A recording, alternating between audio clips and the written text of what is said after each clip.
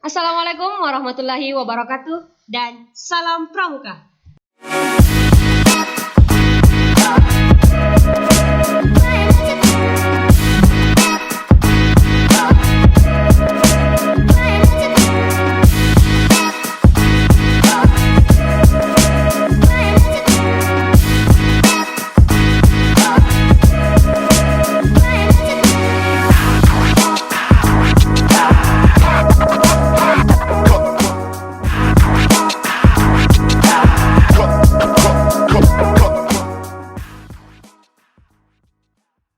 Kembali lagi dengan kami di Bincang ala UKM Pramuka UNM.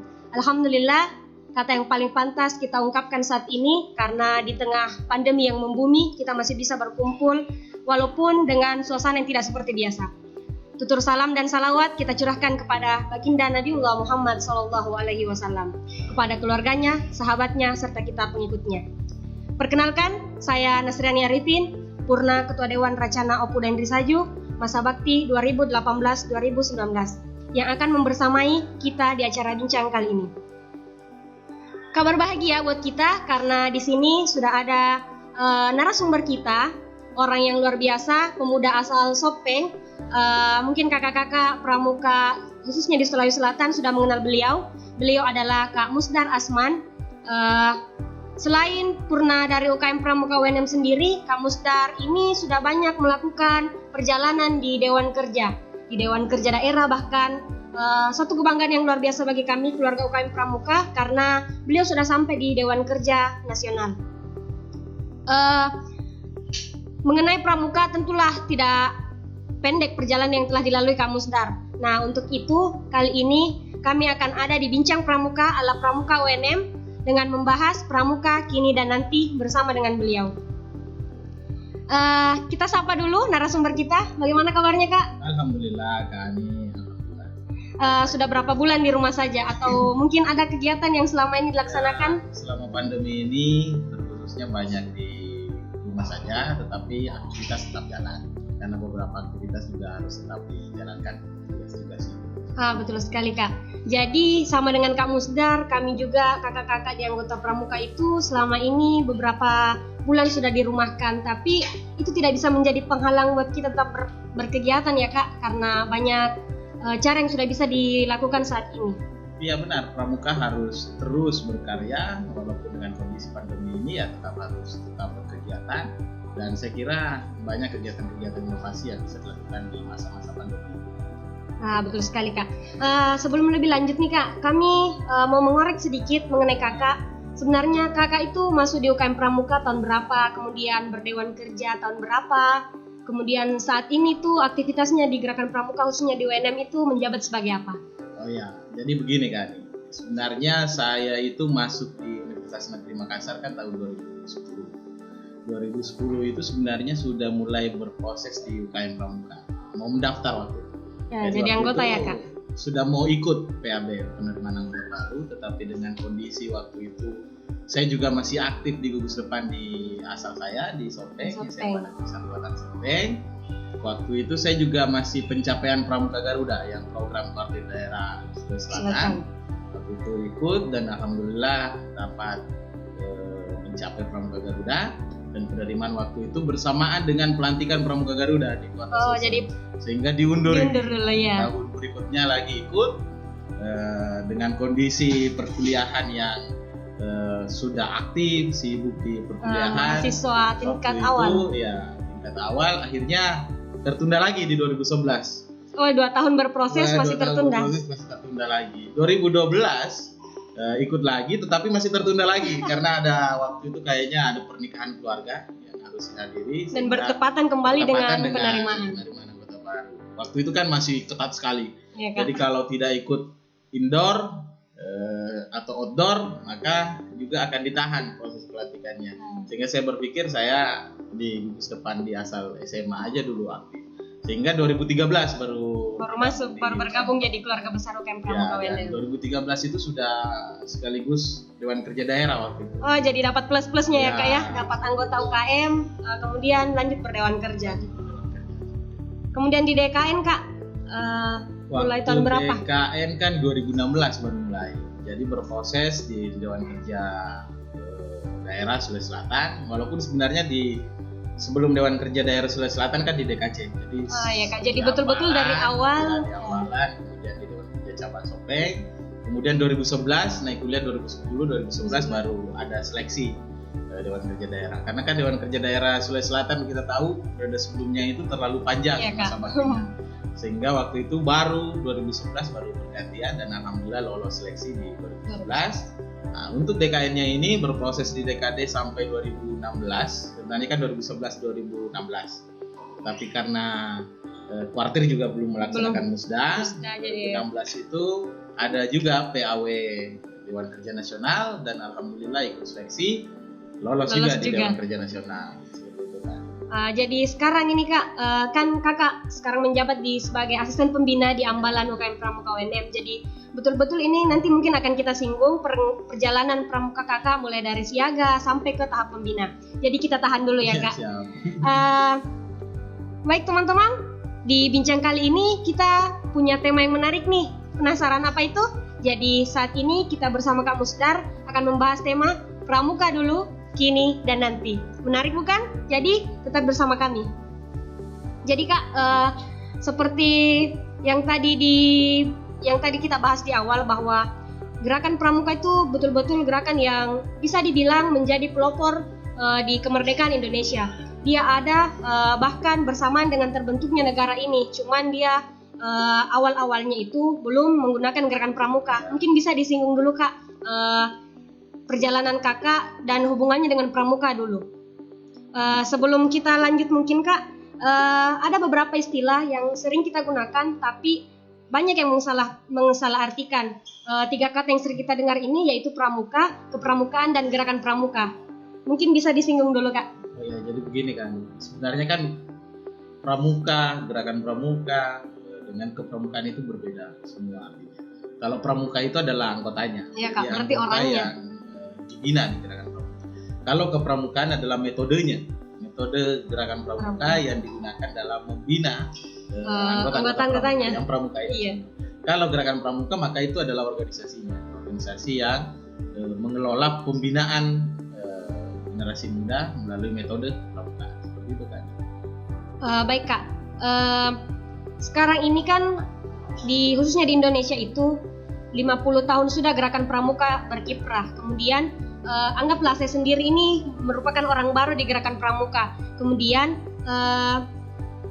dengan polosnya saya bertanya, kenapa sih harus ada gerakan pramuka di Indonesia? Untuk apa? Bukannya ada kegiatan-kegiatan yang lain yang lebih menarik dari gerakan pramuka?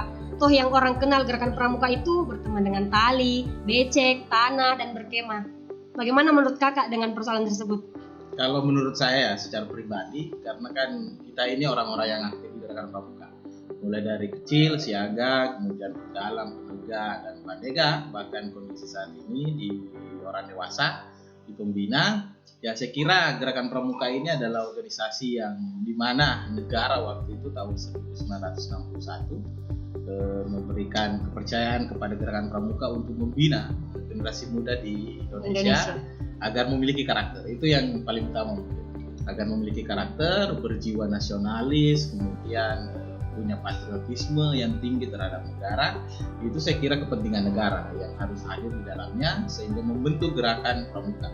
Walaupun gerakan pramuka ini sebenarnya sudah ada kan sebelum ada gerakan pramuka. Sebelum gerakan pramuka banyak gerakan pandu kemudian menyatu dalam gerakan pramuka. Dan saya kira dengan menyatunya dalam gerakan pramuka itu sebagai bentuk persatuan waktu itu, persatuan bangsa Indonesia dalam menghadapi kondisi kemerdekaan waktu itu kan. Kemerdekaan karena kan itu masih proses kemerdekaan. Perjalanan kan sudah merdeka tapi sudah sementara masih transisi menuju kemerdekaan yang menikmati kemerdekaan. Sehingga negara mungkin berpikir agar generasi muda ini dibina karakternya, patriotisme dengan kebangsaannya, nasionalisnya, ini butuh gerakan agar generasi muda ini tetap cinta pada tanah air seperti itu. Dan sampai saat ini saya kira tetap pada kondisi itu, di mana gerakan pramuka tetap fokus pada proses pembinaan karakter, patriotisme dan nasionalisme seperti itu. Baik Kak, itu tadi sedikit mengenai gerakan pramuka di masa dulu. Kemudian teori-teori gerakan pramuka banyak diperkenalkan kepada anggota-anggota muda, mulai itu dari siaga, penggalang, penegak hingga pandega, dan bahkan sampai orang dewasa. Kemudian di gerakan pramuka itu sendiri banyak sebenarnya revolusi-revolusi yang harus dilaksanakan dari dulu menuju kini, menyesuaikan masa. Kemudian kenapa masih banyak orang yang belum paham dan bahkan masih meragukan bahwa gerakan pramuka itu sangat dibutuhkan, gerakan pramuka itu sangat penting. Bagaimana pendapat Kakak mengenai hal tersebut? Jadi begini ya, mungkin yang berpikiran begitu karena hanya melihat kulitnya saja dalam gerakan. Ya wajar lah, karena mungkin belum terlibat di gerakan pramuka sehingga melihat dari luar. Karena memang yang dilihat oleh masyarakat umum di luar gerakan pramuka, bahwa pramuka itu kan sebuah organisasi di mana pembinaan karakter itu secara umumnya diketahui masyarakat. Tetapi masyarakat sekarang atau anak muda sekarang melihat gerakan pramuka itu kan ya kita panas-panasan, hanya nyanyi saja, seperti apa. Tetapi kan ada nilai di dalam gerakan pramuka yang harus tertanam dalam proses kegiatannya. Walaupun yang terlihat menyanyi-menyanyi, tetapi kan dalam proses menyanyinya itu ada nilainya di dalam, ada maknanya. Menyanyi saja, apa yang dinyanyikan itu kan punya makna, punya arti kiasan, sehingga memang secara langsung ini tidak didapatkan oleh peserta didik atau anak-anak muda, tetapi nanti dirasakan setelah mereka selesai dalam proses pembinaan. Misalnya saya ini nih kan, selesai pembinaan peserta didik, sekarang orang dewasa, itu sangat terasa sekali gimana kita digembleng di siaga, di penggalang, di penegak, sampai di pandega. Itu sangat berarti saat ini. Saat ini kita sangat merasakan, oh ternyata ini gunanya kemarin waktu kita di siaga, waktu kita di penggalang. Ternyata baru dirasakan sekarang. Oh ternyata seandainya saya tidak ikut pramuka mungkin tidak seperti ini. Makanya bersyukur sekali pernah dibina di gerakan pramuka. Betul Kak, jadi dari gambaran Kakak bahwa perjalanan Kakak dari siaga, penggalang, kemudian sampai ke tahap saat ini itu kepembinaan, itu banyak sekali hal-hal yang tidak Kakak dapatkan di dunia luar tapi dapat didapatkan di gerakan pramuka. Kemudian tadi seperti di awal saya singgung bahwa mungkin kita akan mendengarkan cerita Kakak, entah itu dari pencapaian TKK, SKU, mulai dari siaga sampai ke pandega. Mungkin bisa disinggung sedikit Kak, supaya bisa menjadi motivasi buat kakak-kakak yang lain. Tapi saya bisa minum kopi dulu. Silakan Kak. Ya jadi begini Kak, saya ini aktif di siaga. Waktu itu masih di SD, kemudian waktu itu kan saya termasuk anak yang manja sebenarnya, jadi nggak bisa ditinggalkan sama orang tua, tidur di luar nggak bisa. Akhirnya waktu itu mau berkemah waktu siaga, mau kemah 1 hari, saya sangat berpikir, saya tinggalkan rumah ini, tinggalkan orang tua, nggak sama-sama kan. Akhirnya ikut kegiatan itu dan alhamdulillah tertarik waktu itu, tertarik sekali dengan kegiatan-kegiatan kepramukaan karena kan bermain dan terasa sekali tuh antara kakak dengan adik. Dunia siaga. Kemudian penggalang, saya penggalang waktu SMP, waktu itu di SMP 5 Watan Sopeng. Saya aktif sekali, teman-teman kan karena di kampung kegiatan-kegiatan itu kan banyak di alam nih, pergi cari mangga, pergi ke sungai berenang, berpetualang, sehingga kalau kegiatan pramuka teman-teman juga banyak yang malas pergi latihan pramuka waktu penggalang. Tetapi saya juga semangat karena waktu itu termotivasi memang bahwa di penggalang itu ada jambore nasional. Iya Kak, pertemuan di penggalang kan, pertemuan terbesar penggalang. Saya termotivasi situ sehingga saya dapat jatah waktu itu dari perwakilan SMP saya untuk dikirim ke jambore nasional 2006. Alhamdulillah. Setelah itu ya aktif sekali sampai sekarang, tidak pernah berhenti dari gerakan pramuka.